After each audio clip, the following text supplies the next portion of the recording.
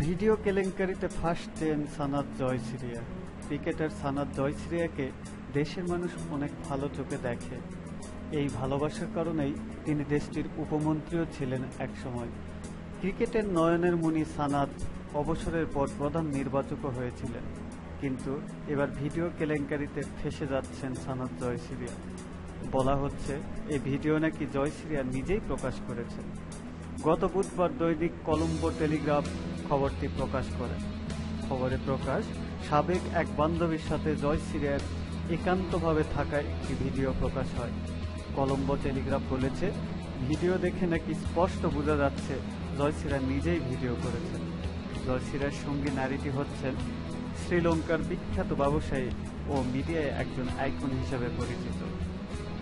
তার radio, television ও web কোম্পানিতে ব্যবসা রয়েছে।